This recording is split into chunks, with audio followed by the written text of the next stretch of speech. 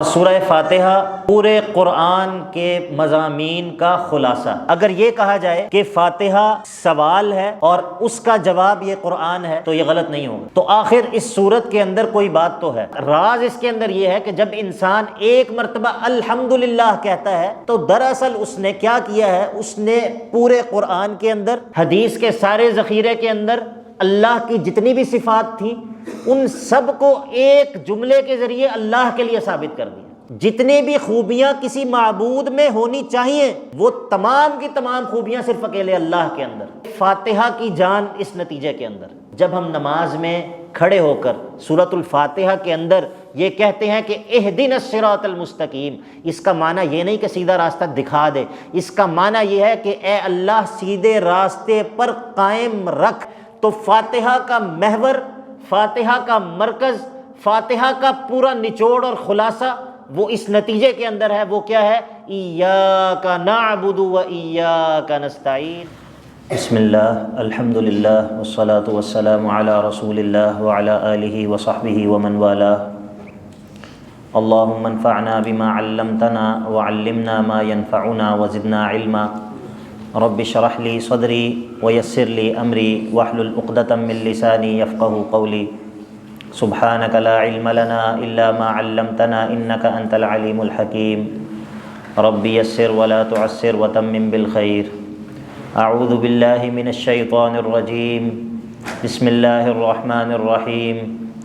الحمد للہ رب العالمین الرحمن الرحیم مالک یوم الدین۔ ایاک نعبد و ایاک نستعین۔ اہدنا الصراط المستقیم صراط الذین انعمت علیہم غیر المغضوب علیہم ولا الضالین آمین۔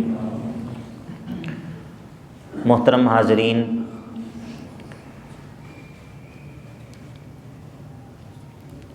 قرآن مجید پورے کا پورا اللہ رب العزت کا کلام ہے۔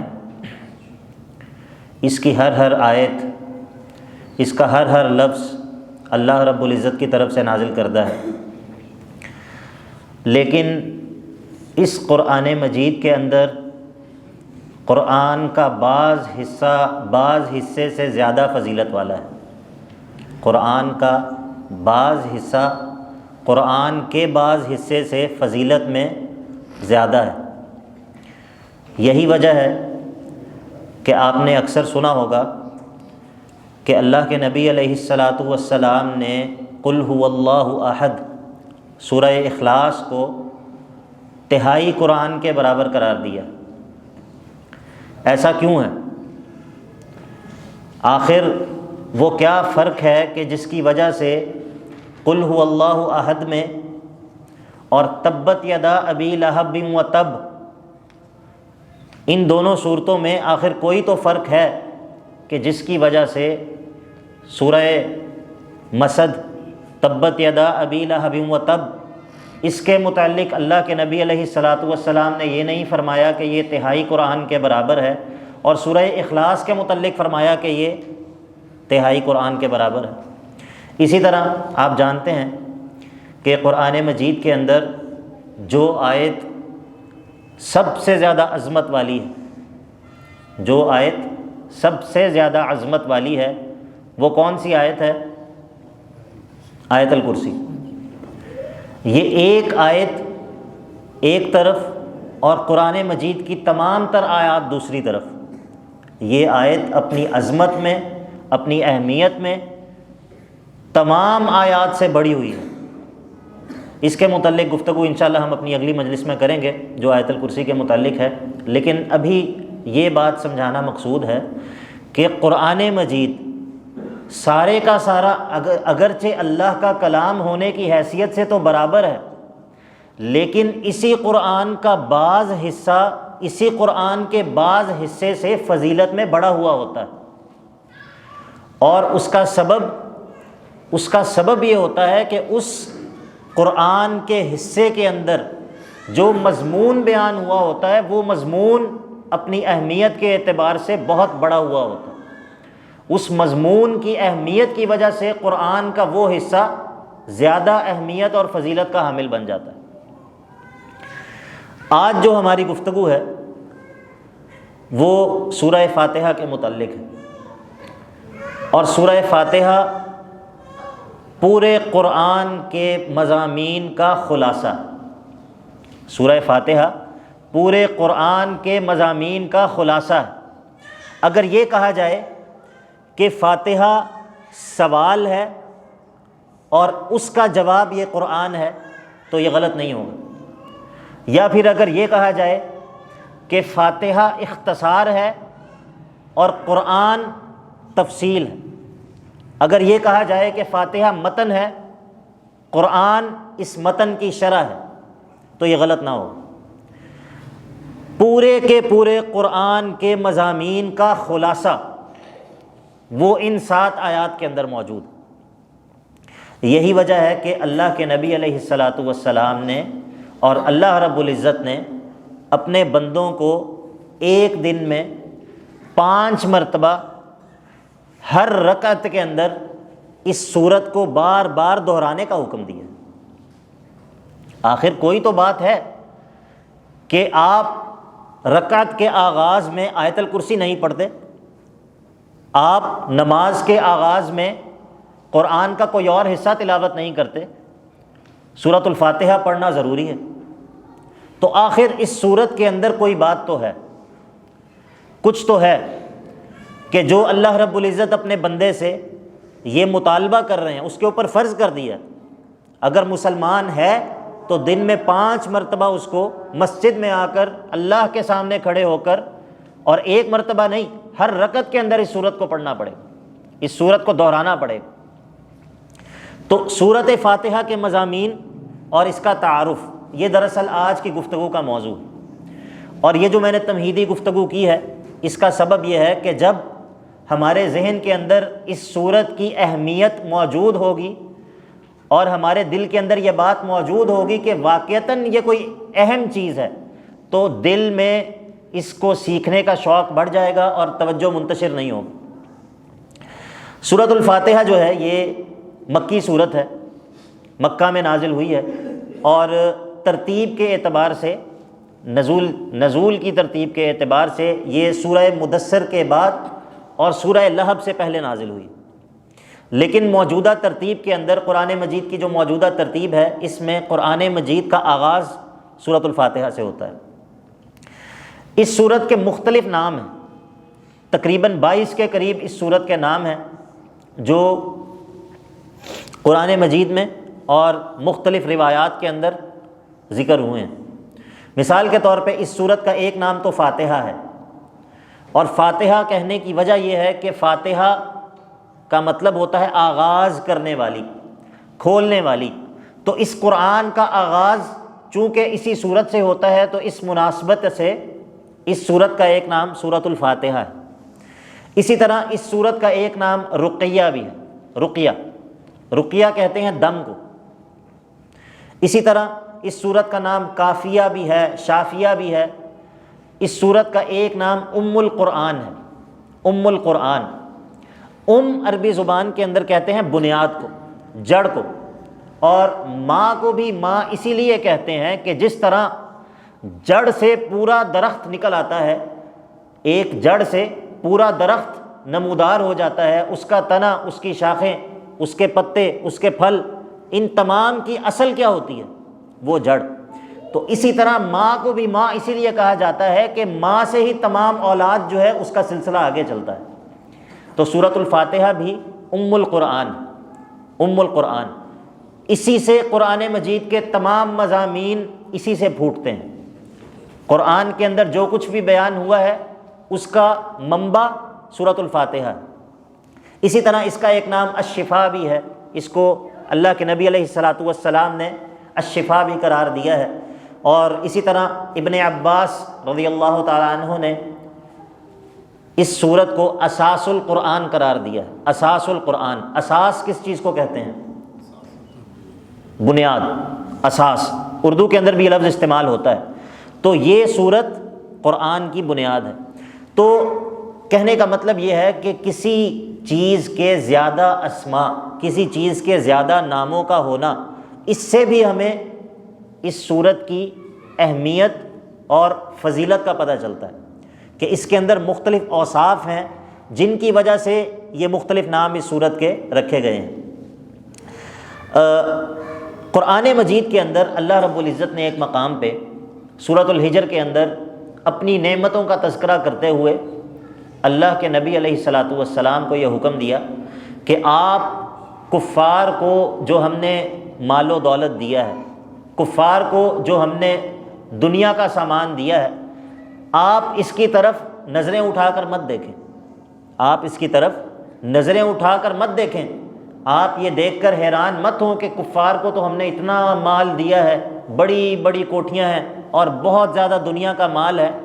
اس مقام پہ اللہ رب العزت نے اپنی ایک نعمت کا تذکرہ کیا ہے کہ میں نے آپ کو ایک چیز دی ہے، آپ کو کیا ضرورت ہے کہ آپ ان کی طرف نظریں اٹھا کر دیکھیں۔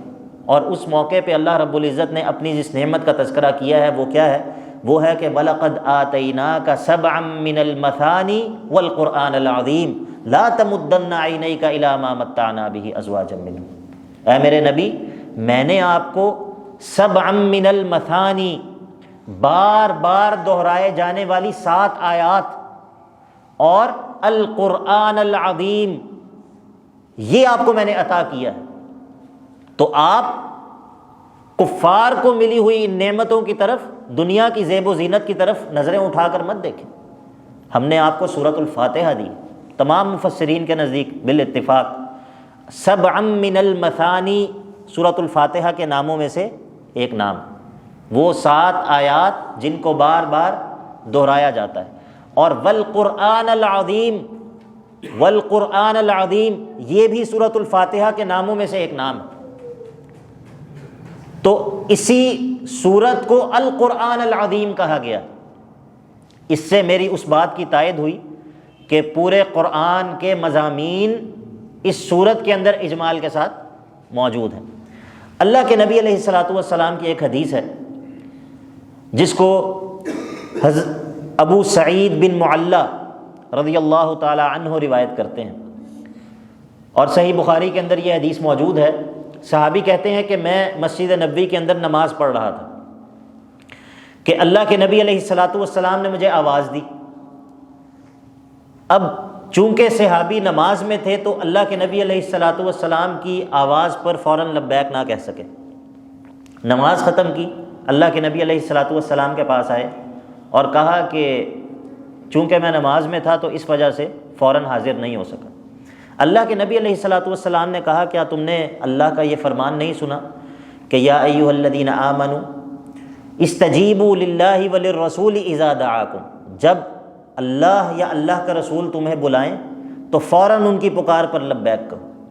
اس سے یہ بھی پتہ چلا کہ اگر ایک انسان نماز کی حالت میں ہو، فرضی نماز کی بات یہاں پر نہیں بنتی، اس کی وجہ یہ ہے کہ اگر فرضی نماز ہو تو اللہ کے نبی علیہ الصلاۃ والسلام بھی نماز میں شریک ہوتے، لیکن اگر کوئی انسان نفلی نماز پڑھ رہا ہو اور اس کو اللہ کے نبی علیہ الصلاۃ والسلام بلاتے تو اس کے لیے یہ ضروری تھا کہ نماز کو توڑ کر اللہ کے نبی علیہ الصلاۃ والسلام کی پکار پر لبیک کہتا۔ بہرحال اللہ کے نبی علیہ الصلاۃ والسلام نے صحابی کا ہاتھ تھام لیا اور کہا کہ میں مسجد سے نکلنے سے پہلے تمہیں قرآن کی سب سے عظیم ترین سورت سکھاؤں گا۔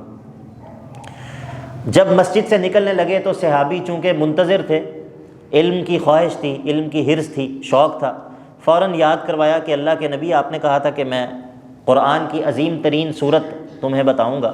تو اللہ کے نبی علیہ الصلاۃ والسلام نے کہا کہ وہ ہی سبعا من المثانی والقرآن العظیم الذی اوتیتہ فاتحۃ الکتاب، اس سے مراد سورۃ الفاتحہ ہے، اور یہ وہ سبعا من المثانی ہے اور القرآن العظیم ہے جس کا تذکرہ سورۃ الحجر میں کیا گیا ہے۔ تو اس سورت کے ناموں میں سے ایک نام اعظم سورۃ، اعظم سورۃ معنی کیا ہے؟ عظیم ترین سورت، عظیم ترین سورت۔ تو یہ ایک نام ہے جو کہ اللہ کے نبی علیہ الصلاۃ والسلام نے اس سورت کو دیا ہے۔ اسی طرح ایک مرتبہ حضرت ابو سعید خدری رضی اللہ تعالیٰ عنہ بیان کرتے ہیں، یہ واقعہ بھی بخاری میں موجود ہے۔ صحابہ کی ایک جماعت کسی سفر پر جا رہی تھی، ایک جگہ پر رکے اور ادھر ایک بستی تھی۔ بستی والوں کو کہا کہ ہم مسافر ہیں، ہمارے پاس کھانے پینے کو کچھ نہیں ہے، تو ہماری مہمان نوازی کرو۔ اس بستی والوں نے انکار کر دیا، حالانکہ اہل عرب ایسا کیا نہیں کرتے تھے، لیکن چونکہ یہ مسلمان تھے اور وہ بستی والے کافر تھے، اس دشمنی کی وجہ سے انہوں نے مہمان نوازی کرنے سے انکار کر دیا۔ کچھ دیر گزری تھی کہ اس بستی کے سربراہ کو، سردار کو کسی زہریلے جانور نے کاٹ لیا۔ انہوں نے اس کے علاج کی کوشش کی، جب کچھ نہ بن سکا تو فوراً وہ ان لوگوں کے پاس آئے اور کہا کہ کیا تمہارے اندر کوئی ایسا شخص ہے جو کہ زہریلے جانور کے کاٹنے کا علاج جانتا ہو؟ تو ابو سعید خدری رضی اللہ تعالیٰ عنہ نے بیان کیا کہ ایک شخص نے یہ کہا کہ ہاں میں یہ جانتا ہوں، لیکن اس شرط پر علاج کروں گا کہ تم ہمیں اس کے عوض کوئی چیز دو۔ ان کے ساتھ یہ طے کیا کہ تم ہمیں اس علاج کے عوض بکریاں دو گے اور ہم تمہارے سردار کا علاج کریں گے۔ بہرحال یہ صحابی گئے، انہوں نے جا کر اس کو دم کیا اور اللہ رب العزت نے اس کو شفا دے دی۔ اس کے عوض انہوں نے ان سے بکریاں موصول کیں۔ جب واپس آئے اور بکریوں کے دودھ سے یا گوشت سے فائدہ اٹھانے لگے تو صحابہ نے سوچا کہ یہ کام تو ہم نے کیا ہے، لیکن پتہ نہیں یہ ہمارے لیے جائز بھی ہے یا نہیں۔ انہوں نے کہا کہ ہم مدینے جا کے اللہ کے نبی علیہ الصلاۃ والسلام سے دریافت کریں گے، اگر اللہ کے نبی علیہ الصلاۃ والسلام نے اجازت دے دی ہم ان بکریوں کے دودھ سے اور ان کے گوشت سے فائدہ اٹھا لیں گے۔ بہرحال قصہ مختصر، اللہ کے نبی علیہ الصلاۃ والسلام کے پاس آئے، ان کو پورا قصہ سنایا۔ اللہ کے نبی علیہ الصلاۃ والسلام نے کہا تمہیں کس نے بتایا کہ یہ جو سورۃ الفاتحہ ہے یہ رقیہ ہے؟ تمہیں کس نے بتایا؟ تو یہ تم نے جو کیا یہ تم خود بھی بکریوں کو استعمال کرو اور میرا بھی حصہ اس کے اندر رکھو۔ تو اس حدیث سے بھی ہمیں اس سورت کے ایک نام کی طرف رہنمائی ملتی ہے، وہ کیا ہے؟ رقیہ، کہ یہ سورت رقیہ بھی ہے، یعنی کہ اس سورت کے ذریعے دم کرنا، اس سورت کے ذریعے اللہ رب العزت سے شفا کو طلب کرنا، یہ مسنون ہے، اللہ کے نبی علیہ الصلاۃ والسلام کا طریقہ ہے۔ اسی طرح ایک مرتبہ اللہ کے نبی علیہ الصلاۃ والسلام اپنے صحابہ کے ساتھ ایک مجلس میں بیٹھے ہوئے تھے کہ اچانک آسمان سے کسی چیز کی آواز آئی، زوردار آواز آئی۔ اللہ کے نبی علیہ الصلاۃ والسلام نے صحابہ کے دریافت کرنے پر ان کو بتایا کہ مجھے جبرائیل نے خبر دی کہ یہ جو آواز تھی یہ ایک ایسے دروازے کے کھلنے کی آواز تھی کہ جو اس سے پہلے کبھی نہیں کھولا گیا تھا، اور اس دروازے کو کھول کے مجھے دو ایسے تحفے دیے گئے ہیں جو اس سے پہلے کسی اور کو نہیں دیے گئے۔ اور جب صحابہ نے دریافت کیا کہ اے اللہ کے نبی علیہ الصلاۃ والسلام وہ تحفے کیا ہیں، تو اللہ کے نبی علیہ الصلاۃ والسلام نے دو چیزیں بتائیں، ایک سورۃ الفاتحہ اور ایک سورۃ البقرہ کی آخری آیات۔ تو سورۃ البقرہ کی آخری آیات پر تو ہم انشاءاللہ اپنی اگلی نشست میں گفتگو کریں گے، لیکن آج ہمارا جو گفتگو کا موضوع ہے وہ یہی صورت ہے۔ اسی طرح اسی صورت کی فضیلت کے اندر اور بھی احادیث موجود ہیں، اور بھی روایات موجود ہیں، لیکن اس کا مقصد یہ ہے، گفتگو کا آغاز اس سے کرنے کا مقصد یہ ہے کہ ہم پوری طرح متوجہ ہو کر اس صورت کے مضامین کو سنیں اور سمجھیں، اور اس چیز کا جائزہ لیں کہ کیا واقعی قرآن کے مضامین اس کے اندر موجود ہیں یا نہیں۔ سورۃ الفاتحہ کے آغاز میں ہم پڑھتے ہیں بسم اللہ الرحمن الرحیم۔ پہلے ہم بسم اللہ الرحمن الرحیم کے متعلق کچھ گفتگو کر لیتے ہیں۔ علماء میں اختلاف ہے اس بات پر کہ کیا بسم اللہ الرحمن الرحیم سورۃ الفاتحہ کی باقاعدہ آیت ہے یا نہیں۔ بعض علماء کے نزدیک سورۃ الفاتحہ کی آیت تو بسم اللہ الرحمن الرحیم نہیں ہے، لیکن پھر بھی اس کو سورۃ الفاتحہ کے شروع میں پڑھنا ضروری ہے، جس طرح قرآن کی باقی صورتوں کے آغاز میں بسم اللہ پڑھنا ضروری ہے سوائے سورہ توبہ کے۔ لیکن علماء کی دوسری جماعت، اس کے نزدیک بسم اللہ الرحمن الرحیم بھی سورۃ الفاتحہ کی مستقل ایک آیت ہے۔ بسم اللہ الرحمن الرحیم تسمیہ، اس کا معنی اور مفہوم کیا ہے اور اس کی اہمیت کیا ہے؟ اللہ رب العزت نے اپنے بندوں کو اس بات کا حکم دیا ہے سورۃ الاعراف کے اندر کہ وَلِلَّهِ الْأَسْمَاءُ الْحُسْنَى فَادْعُوهُ بِهَا، وَلِلَّهِ الْأَسْمَاءُ الْحُسْنَى فَادْعُوهُ بِهَا، اللہ کے خوبصورت نام ہیں، اللہ کے صفاتی نام بڑے خوبصورت ہیں، بہترین ہیں، اللہ کو ان ناموں کے ذریعے پکارا کرو، اللہ کو ان ناموں کے ذریعے پکارا کرو۔ بسم اللہ اصل میں اللہ رب العزت سے دعا ہے، بسم اللہ اصل میں اللہ رب العزت سے استعانت ہے، اللہ رب العزت سے مدد مانگنا ہے۔ علماء کہتے ہیں کہ یہ جو بسم اللہ الرحمن الرحیم کے شروع میں با ہے، یہ با استعانت کے لیے ہے۔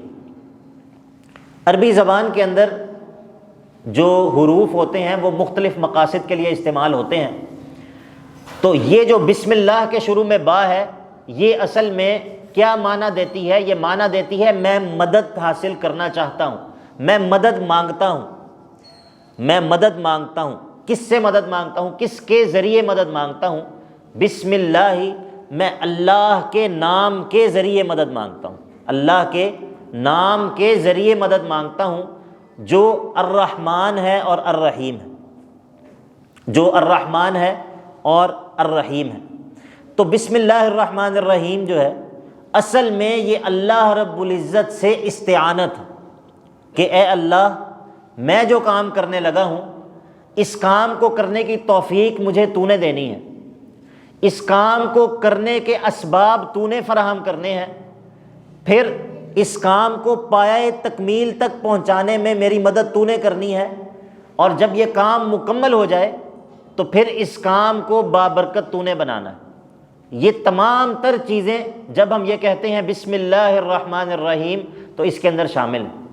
اور بسم اللہ الرحمن الرحیم اس کے اندر اللہ رب العزت کے 3 اسماء ہیں، اللہ تعالیٰ کے 3 ناموں کو ذکر کر کے اللہ سے مدد مانگی گئی ہے۔ اس کی وجہ کیا ہے؟ اس کی وجہ یہ ہے کہ جو کفار تھے وہ جب تسمیہ پڑھا کرتے تھے، تسمیہ وہ بھی پڑھا کرتے تھے، لیکن وہ 3 نام لیتے تھے، لات، منات اور عزیٰ، وہ اپنے 3 بتوں کا نام لے کر تسمیہ پڑھا کرتے تھے، تو اللہ رب العزت نے ان 3 ناموں کے مقابلے میں ان 3 ناموں کو ذکر کیا۔ تو بسم اللہ الرحمن الرحیم، یہی وجہ ہے کہ اللہ کے نبی علیہ الصلاۃ والسلام کا یہ طریقہ تھا کہ آپ اپنے خطوں کا آغاز، اپنے مکتوبات کا آغاز ہمیشہ اسی سے کیا کرتے تھے، اور دوسرے انبیاء کا بھی یہ طریقہ تھا۔ تو سورۃ الفاتحہ کے آغاز میں انسان اللہ سے مدد طلب کرتا ہے، لیکن کس کام کے لیے؟ سوال یہ ہے۔ میں کھانا کھانے سے پہلے بسم اللہ پڑھتا ہوں کہ اے اللہ اس کھانے کو میرے لیے بابرکت بنا دے، اے اللہ میں تجھ سے مدد طلب کرتا ہوں کہ تو اس کام میں میری مدد کر۔ میں سفر کرنے سے پہلے بسم اللہ پڑھتا ہوں، یا کہ کوئی بھی اور کام کرنے سے پہلے میں بسم اللہ پڑھتا ہوں، تو اس کام کے لیے میں اللہ سے استعانت طلب کر رہا ہوں۔ لیکن سوال یہ ہے کہ سورۃ الفاتحہ سے پہلے بسم اللہ ہم کیوں پڑھتے ہیں؟ سورۃ الفاتحہ کو پڑھنے سے پہلے ہم بسم اللہ کیوں پڑھتے ہیں؟ تو اس بات کو سمجھ لیجئے کہ سورۃ الفاتحہ سے پہلے جو ہم نے اللہ سے مدد طلب کی ہے وہ اس چیز پر کی ہے کہ اے اللہ، اب آگے جو میں اعلان کرنے لگا ہوں، جو میں عہد و پیمان کرنے لگا ہوں، اس عہد و پیمان کو کرنے پر میری مدد کر، اس عہد و پیمان کو کرنے پر میری مدد کر۔ تو بسم اللہ الرحمن الرحیم، میں اللہ کے ناموں سے مدد طلب کرتے ہوئے، میں اللہ کے ناموں سے جو اللہ ہے، جو الرحمن ہے اور الرحیم ہے، میں اس اللہ کے ناموں سے مدد طلب کرتے ہوئے کیا کہتا ہوں؟ میں کہتا ہوں کہ الحمدللہ، الحمدللہ۔ بسم اللہ الرحمن الرحیم کی بات ہم نے اختصار کے ساتھ کر لی۔ اب سورۃ الفاتحہ کے اصل مضمون کا آغاز ہوتا ہے۔ سورۃ الفاتحہ اصل میں اس کے اندر 3 مرحلے ہیں، 3 مرحلے ہیں۔ سب سے پہلے ایک دعویٰ ہے، پھر اس دعوے کے 3 دلائل ہیں۔ کوئی دعویٰ اگر دلائل سے ثابت نہ ہو تو اس کی کوئی حیثیت ہوتی ہے؟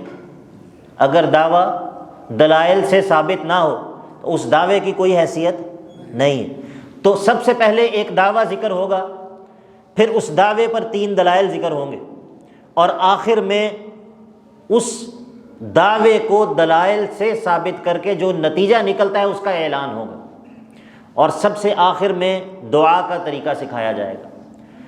ہم پہلے یہ دیکھتے ہیں کہ سورۃ الفاتحہ کے آغاز میں دعویٰ کیا ہے۔ وہ دعویٰ یہ ہے کہ الحمدللہ، الحمدللہ، اس کا معنی کیا ہے؟ الحمدللہ، جی، تمام تعریفیں اللہ کے لیے ہیں۔ اس ترجمے کے اوپر ایک اعتراض ہو سکتا ہے، وہ یہ ہے کہ کیا تعریف ہمیشہ ایسی ہوتی ہے کہ جو انسان یہ کہہ سکے کہ یہ تعریف بھی اللہ کے لیے ہے؟ مثال کے طور پہ دو لوگوں کا آپس میں حرام تعلق ہے، غیر شرعی تعلق ہے، وہ آپس میں ایک دوسرے کی تعریفیں کرتے ہیں یا نہیں کرتے؟ کرتے ہیں۔ کیا ہم یہ کہہ سکتے ہیں کہ یہ تعریف بھی اللہ کے لیے ہے؟ جی نہیں کہہ سکتے۔ اس کا مطلب یہ ہے کہ جب ہم یہ کہتے ہیں کہ تمام تعریفیں اللہ کے لیے ہیں، تو اس سے یہ مراد نہیں ہے کہ دنیا میں جو بھی کسی کی تعریف کرے وہ تعریف اللہ کے لیے، اس کا یہ مطلب نہیں ہے۔ اس کا مطلب کیا ہے؟ اس کا مطلب یہ ہے کہ قرآن کے اندر اور حدیث کے اندر اللہ کی جو بھی صفات بیان ہوئی ہیں، قرآن کے اندر اور حدیث کے اندر اللہ کی جو بھی صفات بیان ہوئی ہیں، اللہ کی جو بھی خوبیاں بیان ہوئی ہیں، ان تمام خوبیوں میں، ان تمام اوصاف میں، وہ تمام خوبیاں اور تمام اوصاف اکیلے اللہ ہی کے لیے خاص ہیں۔ اللہ کی تعریف ہم اپنی طرف سے نہیں کر سکتے۔ ہمیں اللہ کے بارے میں کس نے خبر دی ہے؟ اللہ نے خود خبر دی ہے، یا اللہ کے رسولوں نے خبر دی ہے۔ ہمیں کس نے بتایا کہ وہ الرحمن ہے؟ کس نے بتایا کہ وہ الرحیم ہے؟ کس نے بتایا کہ وہ غفور ہے، ودود ہے، خالق ہے، رازق ہے؟ یہ تمام چیزیں اللہ کے متعلق ہمیں کس نے بتائیں؟ یا اللہ خود بتائے گا یا اللہ کا رسول بتائے گا جو اللہ کا نمائندہ ہے۔ تو جب ہم کہتے ہیں الحمدللہ، اس سے مراد یہ ہے، اس کا درست ترجمہ، میں یہ نہیں کہتا کہ وہ ترجمہ غلط ہے، وہ ترجمہ بھی درست ہے، لیکن ہم اس ترجمے کا غلط معنی سمجھتے ہیں۔ عموماً ہم یہ کہتے ہیں تمام تعریفیں اللہ کے لیے۔ بھئی تعریف تو بعض دفعہ ایسی ہوتی ہے کہ جس کو آپ اللہ کے لیے ثابت نہیں کر سکتے۔ تو الحمدللہ کا درست معنی سمجھ لیجئے کہ جتنی بھی صفات ایک الہ میں ہونی چاہیے، وہ صفات جو اللہ نے خبر دی ہیں اپنے متعلق، وہ ساری کی ساری صفات خاص اللہ ہی کے لیے ثابت، خاص اللہ ہی کے لیے ثابت۔ یہ ہے الحمدللہ کا مطلب۔ اب آپ کو ایک حدیث کا معنی سمجھاتا ہوں، وہ یہ ہے کہ اللہ کے نبی علیہ الصلاۃ والسلام نے فرمایا، صحیح مسلم کی حدیث ہے، کہ افضل الدعاء الحمدللہ، افضل الذکر لا الہ الا اللہ، وافضل الدعاء الحمدللہ۔ آپ کبھی اس بات پر غور تو کیجئے کہ آخر اس کلمے کے اندر ایسا کیا ہے کہ یہ کلمہ اتنی زیادہ فضیلت کا حامل ہے۔ اور ایک اور حدیث کے اندر اللہ کے نبی علیہ الصلوۃ والسلام نے فرمایا الحمدللہ تملأ المیزان۔ جب ایک انسان الحمدللہ کہتا ہے تو جو نیکیوں کا ترازو ہے، میزان ہے، وہ نیکیوں سے بھر جاتا ہے۔ آخر اس کے اندر ایسا کیا ہے؟ اس کے اندر یہ بات، راز اس کے اندر یہ ہے کہ جب انسان ایک مرتبہ الحمدللہ کہتا ہے تو دراصل اس نے کیا کیا ہے؟ اس نے پورے قرآن کے اندر، حدیث کے سارے ذخیرے کے اندر اللہ کی جتنی بھی صفات تھیں ان سب کو ایک جملے کے ذریعے اللہ کے لیے ثابت کر دیا۔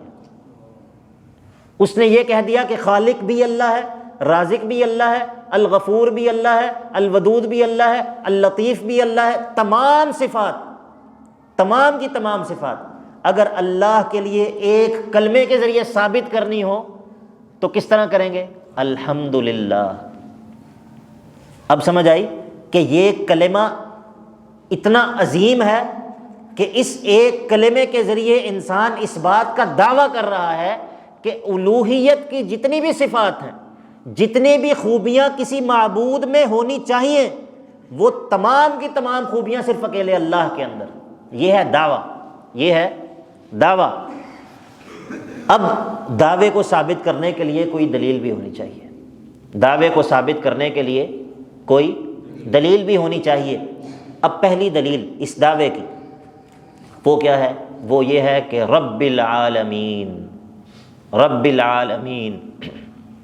تم نے یہ دعویٰ کر دیا کہ الوہیت کی ساری صفات اکیلے اللہ کے لیے خاص ہیں، تو اس کے اوپر دلیل کیا ہے؟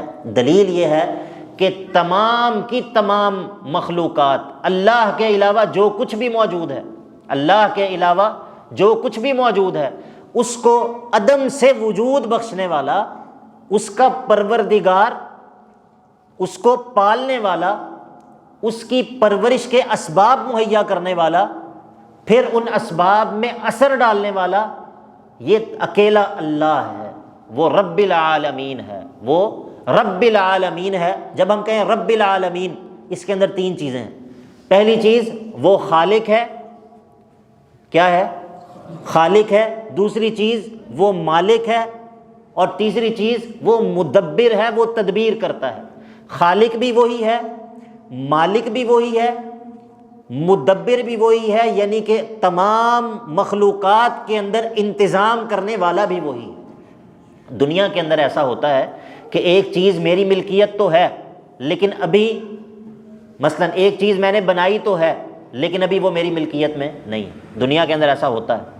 یا کوئی چیز میری ملکیت میں تو ہے، کوئی زمین میری ملکیت میں تو ہے، لیکن میں نے کسی کو ٹھیکے پر دے رکھی، اس کے اندر انتظام کوئی اور کر رہا ہے۔ لیکن یہ تمام مخلوقات، تمام کائنات، تمام نظام، تمام مخلوقات، ان کے اندر انتظام کرنے والا، زندگی دینے والا، موت دینے والا، بیمار کرنے والا، شفا دینے والا، یہ تمام کے تمام اوصاف اکیلے اللہ کی ذمہ داری ہیں، اکیلا اللہ ان کو انجام دیتا ہے۔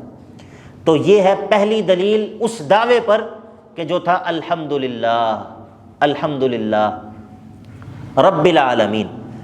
اس دعوے کے اوپر دوسری دلیل وہ یہ ہے کہ الرحمن الرحیم، الرحمن الرحیم۔ بسم اللہ الرحمن الرحیم کے اندر بھی ان دونوں اسماء کا ذکر ہوا ہے، الرحمن الرحیم۔ اب یہاں پر بھی ان دونوں اسماء کا ذکر ہو رہا ہے، تو اس پر ایک اعتراض ہے۔ اعتراض یہ ہے کہ تکرار، کسی بات کو دہرانا، یہ تو ناپسندیدہ ہوتا ہے، ناپسندیدہ ہوتا ہے کہ بغیر مقصد کے ایک بات کو دہرایا جائے۔ تو یہ کیسی بات ہے کہ پہلے بھی الرحمن الرحیم آیا ہے، اب یہاں پر دوبارہ الرحمن الرحیم آ گیا؟ آپ کو اعتراض سمجھ میں آ گیا کہ بسم اللہ الرحمن الرحیم کے اندر بھی انہی دونوں ناموں کا تذکرہ ہوا ہے، اور اب سورہ فاتحہ کے اندر بھی دوبارہ الرحمن الرحیم کو دہرایا جا رہا ہے۔ تو اس کا جواب یہ ہے کہ سورۃ الفاتحہ سے پہلے بسم اللہ الرحمن الرحیم کے اندر جو ان دونوں ناموں کا ذکر کیا گیا، وہ تھا سورہ فاتحہ کو پڑھنے کے لیے اللہ سے مدد مانگی۔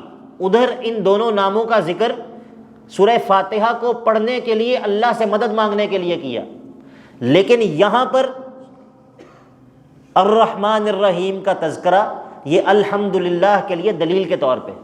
ادھر ان ناموں کا مقصد اور تھا، یہاں پر ان ناموں کا مقصد اور ہے، تو یہ تکرار ایسی نہیں ہے کہ جس کے اوپر اعتراض کیا جا سکے۔ الرحمن الرحیم کا تعلق ہم نے کہا کہ رب العالمین کا تعلق ہے عدم سے وجود بخشنے کے ساتھ، اور الرحمن الرحیم کا تعلق ہے پیدا ہونے سے لے کر، وجود میں آنے سے لے کر موت کی ہچکی تک، یہ تمام جو نظام چل رہا ہے یہ اللہ کی صفت رحمت کا اثر ہے، اللہ کی صفت رحمت کا اثر ہے۔ کائنات کے اندر کوئی بھی مخلوق برقرار رہ ہی نہیں سکتی اگر اللہ کی صفت رحمت موجود نہ ہو۔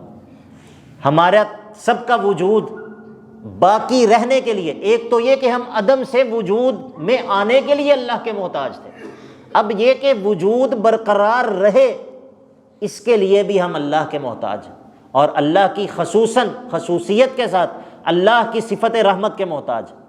تو وہ الرحمن الرحیم ہے، ایسا نہیں ہے کہ وہ اس نے صرف عدم سے کائنات کو وجود بخش دیا، یہ بھی یاد رکھو کہ وہ مہربانیاں کرنے والا بھی ہے، وہ مہربانیاں کرنے والا بھی ہے۔ تو یہ ہے اس دعوے کے اوپر دوسری دلیل کہ جو عدم سے وجود بخشنے والا ہو اور پھر وجود برقرار رکھنے کے لیے رحمتیں کرنے والا ہو، وہی اس بات کا مستحق ہے کہ الوہیت کی تمام تر صفات اکیلے اسی کے لیے خاص ہو۔ دو دلائل ہو گئے۔ تیسری دلیل اب عدم سے وجود بھی بخش دیا اور زندگی کے تمام مراحل کو اپنی صفت رحمت کے ذریعے بھی گزار دیا۔ اب اگلا مرحلہ ہے، اب موت اور موت کے بعد کا مرحلہ، موت اور موت کے بعد کا مرحلہ۔ تو یہ سن لو کہ مالک یوم الدین، یوم الدین بدلے کا دن، بدلے کا دن، اور اس سے مراد صرف قیامت نہیں ہے بلکہ موت سے لے کر تمام آگے کے جو مراحل، تمام اگلے جو مراحل، وہ تمام کے تمام اس کے اندر شامل ہیں۔ تو ان تمام مراحل کا اکیلا مالک بھی وہی ہے، ان تمام مراحل کا اکیلا مالک بھی۔ تو مجھے بتائیے کہ جب عدم سے وجود بخشنے والا وہ ہے، خالق، مالک اور مدبر وہ ہے، الرحمن الرحیم وہ ہے، اور مالک یوم الدین بھی وہی ہے، تو پھر یہ دعویٰ کیوں نہیں ثابت ہو گیا کہ الحمدللہ الوہیت کی تمام تر صفات اسی اکیلے کے لیے مان لو، کسی اور کو ان صفات کے اندر شریک مت کرو۔ یہ ہے، اس دعوے کو ہم نے دلائل کے ذریعے ثابت کر دی کہ الحمدللہ دعویٰ ہے، اور اس دعوے کے اوپر 3 دلائل ہیں، الرحمن الرحیم رب العالمین، الرحمن الرحیم اور مالک یوم الدین۔ اب جب دعویٰ دلائل سے ثابت ہو گیا، جب دعویٰ دلائل سے ثابت ہو گیا تو کوئی نتیجہ نکلنا چاہیے۔ نتیجہ کیا ہے؟ یہ جو نتیجہ ہے میرے بھائیوں، یہ نتیجہ یوں کہیے کہ فاتحہ کی جان اس نتیجے کے اندر، قرآن کے سب مضامین کا خلاصہ فاتحہ ہے، تو فاتحہ کا محور، فاتحہ کا مرکز، فاتحہ کا پورا نچوڑ اور خلاصہ وہ اس نتیجے کے اندر ہے۔ وہ کیا ہے؟ ایاک نعبد و ایاک نستعین۔ اے اللہ، جب میں نے یہ ثابت کر دیا، میں نے اس بات کا اعلان کر دیا کہ الحمدللہ الوہیت کی صفات اکیلے تیرے لیے ہیں، اور اس دعوے کو میں نے دلائل سے ثابت کر دیا، تو اس کے بعد میں کیوں کسی اور کی عبادت کروں؟ میں میرے اللہ ایاک نعبد، میں اکیلی تیری ہی عبادت کروں گا، میں اکیلی تیری ہی عبادت کروں گا۔ اور جب انسان نے یہ کہا تو اس کے دل میں آیا شاید میں کوئی چیز ہوں، میں بڑی چیز ہوں کہ میں اللہ کی عبادت کروں گا، تو فوراً بتایا کہ نہیں نہیں، ایاک نستعین، اس تیری عبادت کرنے کے لیے اے اللہ مجھے تیری توفیق کی ضرورت ہے، میں اس عبادت کو کرنے کے لیے مدد بھی تیرے سے چاہوں گا۔ ایاک نعبد و ایاک نستعین، یہ تمام آسمانی شریعتوں کا خلاصہ ہے، تمام دینوں کا، جتنے بھی اللہ نے انبیاء بھیجے، جتنی بھی اللہ نے کتابیں نازل کی، ان تمام کا خلاصہ کیا ہے؟ ایاک نعبد و ایاک نستعین۔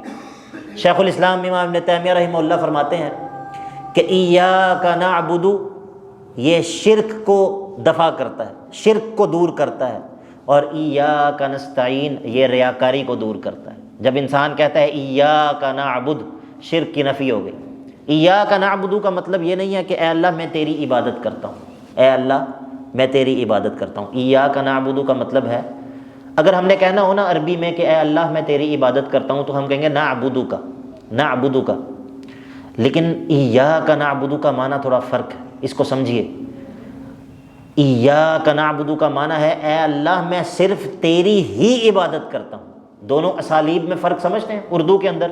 ایک ہے میں تیری عبادت کرتا ہوں، اردو تو آتی ہے انشاءاللہ، میں تیری عبادت کرتا ہوں، اور ایک ہے میں تیری ہی عبادت کرتا ہوں۔ ان دونوں اسالیب میں کیا فرق ہے؟ اس میں احتمال ہی ختم ہو گیا، اب کوئی احتمال ہی باقی نہیں رہ گیا۔ تو ایاک نعبد و ایاک نستعین، یہ ہے نتیجہ، یہ ہے نتیجہ اس دعوے کا جس کے ذریعے آپ نے قرآن مجید کا آغاز کیا، الحمدللہ۔ اب جب یہ دعویٰ، اس دعوے کا آپ نے اعلان کر دیا، اب اللہ رب العزت نے اپنے بندوں کو دعا سکھائی، دعا سکھائی کہ جب تم اس نتیجے پر پہنچ گئے ہو، جب تم اس نتیجے پر پہنچ گئے ہو کہ صرف میری ہی عبادت کرو گے، اور جب بندے نے کہا کہ اے اللہ اب اس کے لیے، اس عبادت کرنے کے لیے میں تجھ سے مدد بھی چاہتا ہوں، تو اللہ نے کہا کہ کیفا، بندے نے کہا کہ اے اللہ میں تجھ سے مدد چاہتا ہوں، اللہ نے کہا کہ کس طرح مدد کروں، کس طرح تیری مدد کروں؟ تو پھر یہ دعا سکھائی، وہ مدد اس طرح کر کہ اہدنا الصراط المستقیم، اہدنا الصراط المستقیم، اہدنا الصراط المستقیم۔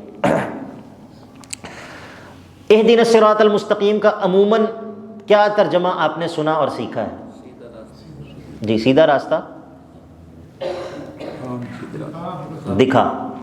سوال یہ ہے کہ سیدھا راستہ تو اللہ نے دکھایا ہے، نبی بھیجا ہے، کتاب نازل کی ہے، سیدھا راستہ تو اللہ نے دکھایا ہے، سیدھا راستہ تو اللہ نے دکھایا ہے۔ یہاں پر کس چیز کا سوال ہے؟ دیکھیے ہدا یہدی، یہ جو اہدنا ہے یہ مختلف معنی کے لیے استعمال ہوتا ہے۔ بعض دفعہ اس کا معنی ہوتا ہے سیدھا راستہ دکھا یا راستہ دکھانا، راستہ دکھانا۔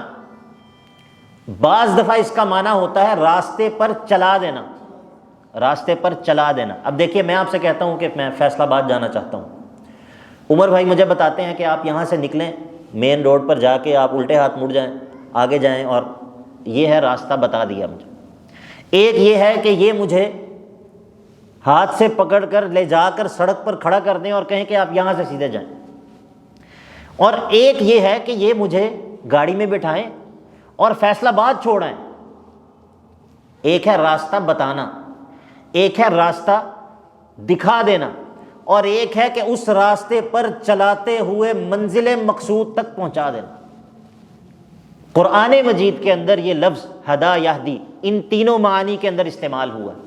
اللہ رب العزت فرماتے ہیں کفار کے بارے میں، قوم سمود کے بارے میں، وَأَمَّا السَّمُودَ فَهَدَيْنَاهُمْ فَاسْتَحَبُّوا الْعَمَى عَلَى الْهُدَى۔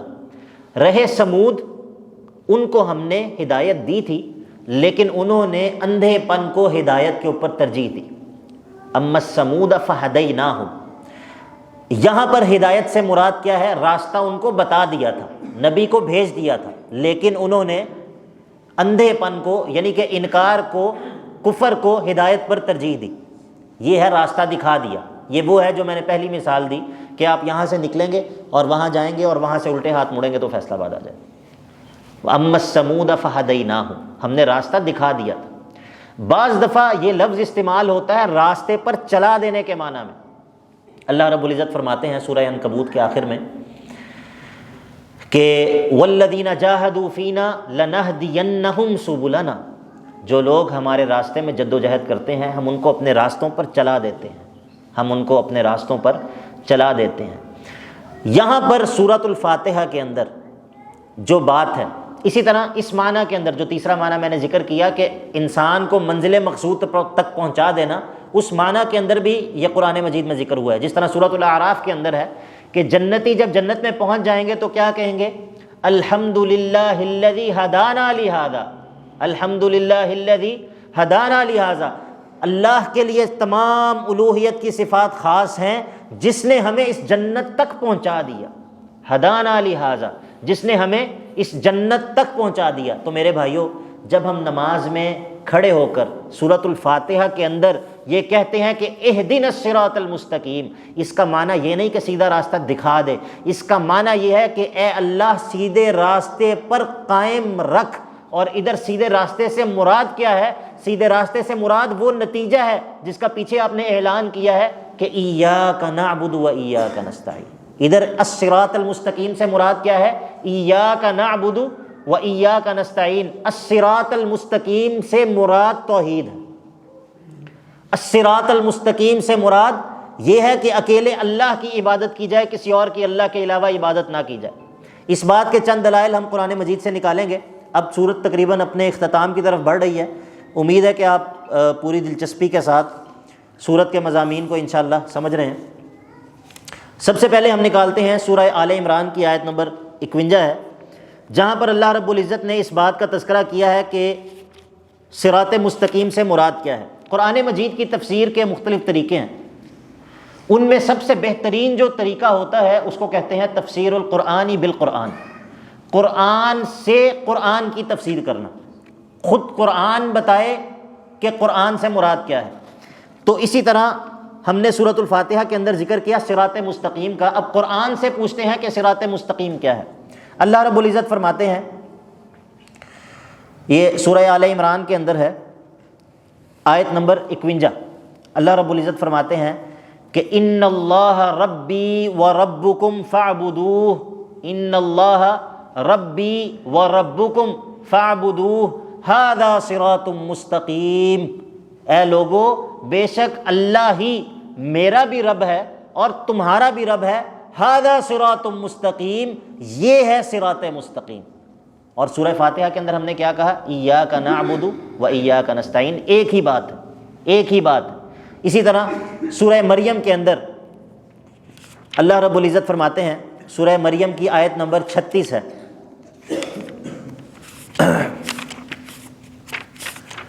ادھر بھی اللہ رب العزت نے تذکرہ کیا ہے صراط مستقیم کا۔ اللہ رب العزت فرماتے ہیں ما کان للہ ان یتخذ من ولد سبحانہ، اس صورت کے اندر عیسائیوں کے باطل اعتقادات کا رد ہے، اس کو رد کرتے ہوئے، اس بات کا اعلان کرتے ہوئے کہ اللہ کا کوئی بیٹا نہیں ہے، اللہ کی کوئی اولاد نہیں ہے۔ اللہ رب العزت فرماتے ہیں کہ عیسیٰ نے کہا کہ وَإِنَّ اللَّهَ رَبِّي وَرَبُّكُمْ فَاعْبُدُوهُ ھَذَا صِرَاطٌ مُسْتَقِيم، اے لوگو میرا رب بھی اور تمہارا رب بھی اللہ ہے تو اسی کی عبادت کرو، یہ صراط مستقیم۔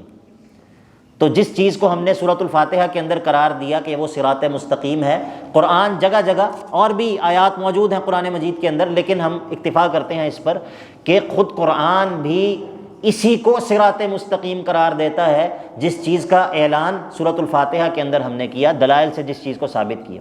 اب جب ہم نے اللہ رب العزت سے سوال کیا اہدنا الصراط المستقیم، تو آپ نے کیا سمجھا کہ اہدنا کا آئندہ معنی یہ سمجھ کے نہیں کرنا کہ ہمیں سیدھا راستہ دکھا تو دیا ہے، معنی کیا کرنا ہے، اور جب اللہ سے سوال کریں تو اس شعور کے ساتھ سوال کریں کہ ہم کیا مانگ رہے ہیں۔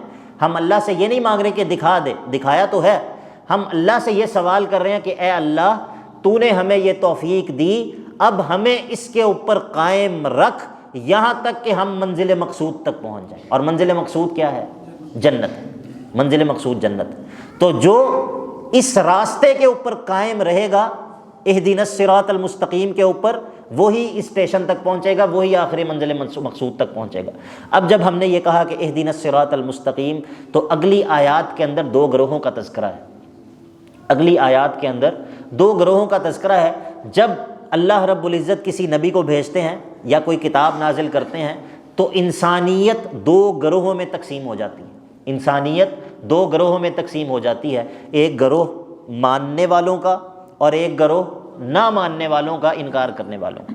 اللہ کی نظر میں اس کائنات کے اندر اس تقسیم کے علاوہ کوئی بھی تقسیم ویلڈ نہیں ہے، اللہ کے ہاں اور کسی تقسیم کا اعتبار نہیں ہے، چاہے وہ لسانیات کی بنیاد پہ ہو، چاہے وہ صوبائیت کی بنیاد پہ ہو، چاہے وہ رنگ و نسل کی بنیاد پہ ہو، کسی بھی بنیاد پر، چاہے وہ خون کے رشتوں کی بنیاد پہ ہو، اللہ کے ہاں، اللہ کے انبیاء کے ہاں جس تقسیم کا اعتبار ہے وہ توحید کو ماننے والے اور توحید کو نہ ماننے والے، یہ تقسیم۔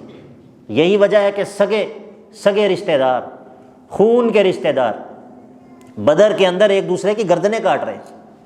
آخر وہ کیا چیز تھی جس چیز نے ایک شخص کو ایک گروہ میں اور دوسرے شخص کو دوسرے گروہ میں کھڑا کر دیا تھا؟ وہ یہی بنیاد تھی۔ تو اللہ رب العزت کی نظر میں لوگوں کے اندر یہی تقسیم ہے، یا تو اللہ کی بات ماننے والے توحید کو مان لینے والے ہیں یا توحید کو نہ ماننے والے ہیں۔ تو اگلی دعا کے اندر دو گروہوں کا تذکرہ کیا، فرمایا صراط الذین انعمت علیہم، صراط الذین انعمت علیہم۔ اس کے اندر بھی بڑے سارے فوائد ہیں، بڑے سارے مقاصد ہیں، ان میں سے دو تین مقاصد ذکر کرتا ہوں۔ اس کا سب سے بڑا فائدہ تو یہ ہے کہ جب توحید والا یہ دعا کرے کہ اے اللہ میں نے توحید کا اعلان کر دیا ہے، میں نے توحید کا اعلان کر دیا ہے کہ میں اللہ کی، صرف اکیلے اللہ کی عبادت کروں گا، اے اللہ یہ راستہ تو بڑا مشکل ہے، تو ادھر تسلی دینے کے لیے تذکرہ کیا کہ صراط الذین انعمت علیہم، اللہ سے سوال کرو، اس راستے پر قائم رہنے کی دعا کرو، اور یہ بھی یاد رکھو کہ تم اس راستے پر چلنے والے کوئی پہلے شخص نہیں ہو، تم کوئی پہلے فرد تھوڑی ہو کہ جو اس راستے کے اوپر چل رہا ہے، تم سے پہلے ایک جماعت ہے جو کہ اس راستے پر گزر چکی ہے۔ وہ کون ہے؟ وہ اللہ کے انبیاء ہیں، جن کا سورۃ النساء کے اندر اللہ تعالیٰ نے تذکرہ کیا، اولئک مع الذین انعم اللہ علیہم، جو اللہ کی بات ماننے والے ہیں یہ ان لوگوں کے ساتھ ہوں گے جن پر اللہ نے انعام کیا ہے، اور وہ کون ہیں؟ النبیین، الصدیقین، الشہداء والصالحین۔ تو اللہ سے جب ہم یہ سوال کریں کہ صراط الذین انعمت علیہم، تو اس کے اندر ایک تو یہ ہے کہ ہم نے ایک نظریے کا اعلان کیا، تو اس نظریے کے اوپر پریکٹیکلی چل کر دکھانے والے لوگ بھی دنیا کے اندر موجود ہیں، ان کے نقش قدم پر چلو، ان کا راستہ ہی صراط مستقیم۔ اور دوسرا فائدہ کیا حاصل ہوا؟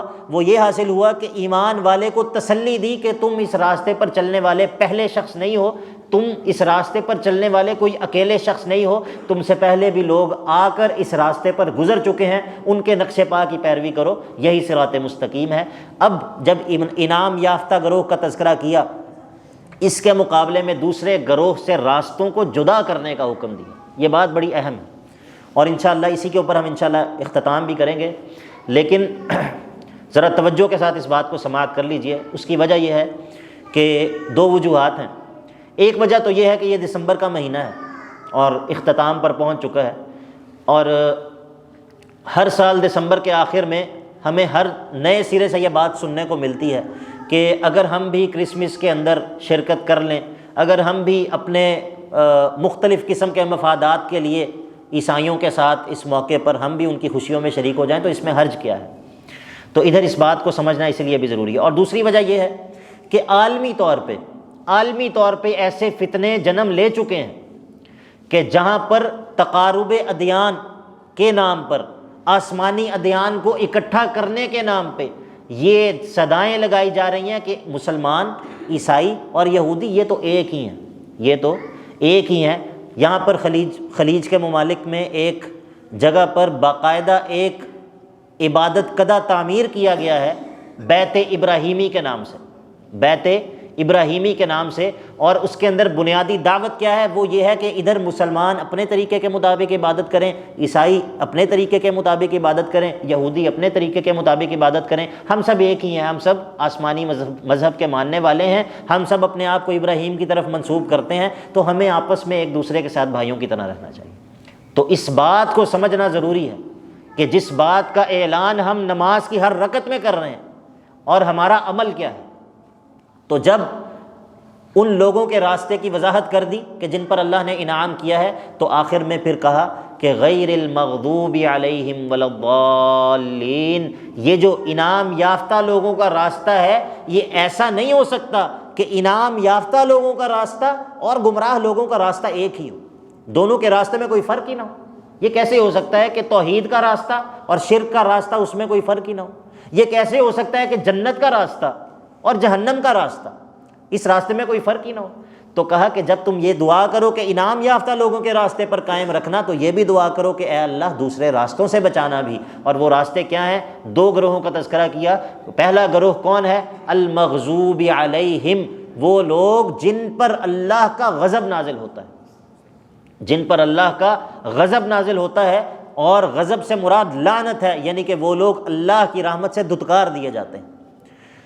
اور ترمذی کے اندر حدیث موجود ہے جہاں پر اللہ کے نبی علیہ الصلوۃ والسلام نے المغضوب علیہم سے مراد یہودیوں کو قرار دیا کہ اس سے مراد یہود ہیں، اور الضالین اس سے مراد نصارہ اور عیسائی۔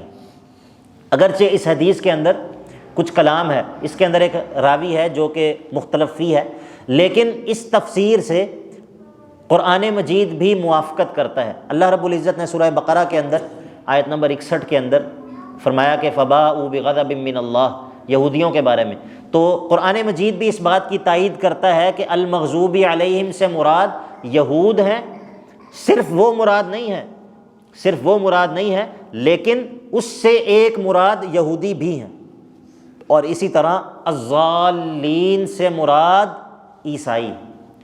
اور ایک اور فرق جو کہ المغضوب علیہم اور الضالین میں ہے وہ یہ ہے کہ المغضوب علیہم وہ ہوتے ہیں جو علم کے باوجود عمل نہیں کرتے، جو جیسا کہ یہودی تھے جو اللہ کے نبی کو پہچان چکے تھے، ان کے پاس تورات کے اندر نشانیاں موجود تھیں، لیکن اس کے باوجود انہوں نے مانا نہیں۔ اور الضالین سے مراد وہ لوگ ہوتے ہیں جو بغیر علم کے جہالت کے ساتھ عمل کرتے ہیں، جس طرح عیسائی تھے۔ تو اسی طرح المغضوب علیہم ولا الضالین، اس کی تفسیر کے اندر اور بھی اقوال ہیں۔ قرآن مجید کے اندر بھی مختلف مقامات پہ اللہ تعالیٰ نے اپنے غضب کے اسباب بیان کیے ہیں، گمراہی کے ضلال کے اسباب بیان کیے ہیں، لیکن ہمارا مقصد یہ تھا کہ ہم اختصار کے ساتھ سورہ فاتحہ کے مضامین کو آپ بھائیوں کے سامنے بیان کریں، اور اس کا مقصد یہ ہے کہ اس صورت کو چونکہ ہم بار بار دہراتے ہیں تو ایک مسلمان کو یہ چاہیے کہ وہ شعور کے ساتھ، وہ پوری سمجھ کے ساتھ، وہ پورے فہم کے ساتھ اس صورت کو جب دہرائے تو اس کے دل کے اندر ایمان کی تجدید ہو، اس کے دل کے اندر ایمان جو ہے وہ تازہ ہوگا۔ تو ہمارا مقصد یہ تھا کہ ہم اختصار کے ساتھ سورہ فاتحہ کے مضامین کو دہرائیں۔ میں دوبارہ ایک دفعہ دہرا دیتا ہوں، سورۃ الفاتحہ کے آغاز میں بسم اللہ الرحمن الرحیم ہے، اور ادھر ہم نے اللہ سے مدد طلب کی ہے اللہ کے 3 ناموں کے ذریعے۔ کس چیز کے لیے؟ الحمدللہ کے لیے اللہ سے مدد طلب کی ہے۔ الحمدللہ دعویٰ ہے، الحمدللہ دعویٰ ہے، اور اس کا معنی کیا ہے کہ الوہیت کی صفات اکیلے اللہ کے لیے خاص ہیں، اور اس دعوے پر 3 دلائل ذکر کیے۔ ایک کا تعلق ہے عدم سے وجود میں آنے کے لیے رب العالمین، ایک کا تعلق ہے اس پوری زندگی کے ساتھ الرحمن الرحیم، اور ایک کا تعلق ہے موت کے بعد آخرت کے تمام مراحل سے مالک یوم الدین۔ جب اس دعوے کو 3 دلائل سے ثابت کر دیا تو نتیجہ یہ نکلا کہ ایاک نعبد، اب عبادت کا مستحق بھی اکیلا وہی ہے کہ جو الوہیت کی سب صفات کا مالک ہے، تو عبادت بھی اکیلے اسی کی ہونی چاہیے، اور پھر اس عبادت کو کرنے کے لیے بھی اللہ کی توفیق کی ضرورت ہے۔ تو کہا کہ ایاک نستعین، اے اللہ مدد بھی تیرے سے مانگتے ہیں، اور اس کے بعد پھر کیا ہے؟ اللہ رب العزت نے دعا بھی سکھائی کہ اہدنا الصراط المستقیم صراط الذین انعمت علیہم غیر المغضوب علیہم ولا الضالین۔ تو قرآن مجید کے اندر یا تو توحید کا بیان ہے، یا تو رسالت کا بیان ہے، یا قیامت کے احوال کا بیان ہے، یا احکام ہے، شریعت کے احکام، یا پھر ماننے والوں کا تذکرہ ہے، اور یا پھر نہ ماننے والوں کا تذکرہ ہے۔ قرآن مجید کے اندر یا تو توحید ہے، یا رسالت ہے، یا قیامت کے احوال ہیں، یا پھر شریعت کے احکام ہیں، اور 2 گروہوں کا تذکرہ ہے، ماننے والے اور نہ ماننے والے۔